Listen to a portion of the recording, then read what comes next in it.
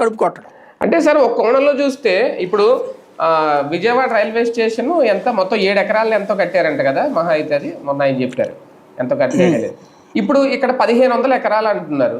అంటే ఇప్పుడు దీని విజయవాడ రైల్వే స్టేషన్ ఎక్స్టెన్షన్ చేయాలంటే ఇప్పుడు కుదరదు. అంటే భవిష్యత్తులో అమరావతి ఎన్ని సొల్లు కబుర్లు తప్పించి ఏం చేస్తాడు రైల్వే స్టేషన్ పెట్టుకుని? అదే విజయవాడ అంటే జంక్షన్, హైదరాబాద్ నుంచి అటు వస్తుంది. ఇప్పుడు ఏం చేస్తారు? ఎట్లా తీసుకొచ్చి ఎట్ట తిప్పుతారా తోకలాగా? కామన్ సెన్స్ లేదు, ఏదో వాగేస్తున్నారు అంతే, నోటుకు వచ్చిన మాటలు మాట్లాడేస్తున్నారు అంతే. 1500 ఎకరాల్లో కడతారంట, కట్టి ఏం చేసుకుంటాడు? రైలు తుడుచుకుంటారే అన్నాడు కూర్చుని. బేసిక్గా ఇప్పుడు విజయవాడ అనేది జంక్షన్, అటు కోల్కతాకి వెళ్ళేది, ఇటు చెన్నైకి వెళ్ళేది, అటు హైదరాబాద్కి వెళ్ళేది, అటు ఒరిస్సా వైపు పోయేది, అన్ని వైపులు ఉన్నాయి కాబట్టి అది జంక్షన్. అదే కృష్ణానదికి అవతల పక్కనది, యువతల పక్కన కాదు. అదే అవును.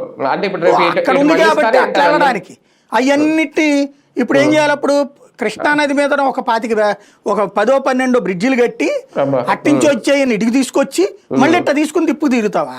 అంటే విజయవాడ నిర్వహణ చేస్తావా? చుట్టూ తిప్పి తీసుకెళ్ళాలేమో. ఏమవసరం అసలు? ఏమవసరం అని అందులో? అరే ఇంతవరకు ఓ మంచి బస్ స్టాండ్ లేదు దాంట్లో.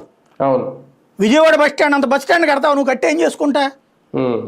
ఇప్పుడు ఏంది అక్కడికి వెళ్ళేది? సిటీ బస్సులు డైరెక్ట్గా నీకు జనాలందరూ వస్తే కదా ఏ స్లీపర్ బస్సులో రావడానికి.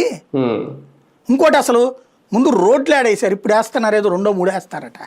మిగతాది మొన్న ఊళ్ళల్లో వాళ్ళు మొన్న ఆయన చచ్చిపోయింది ఏంటది?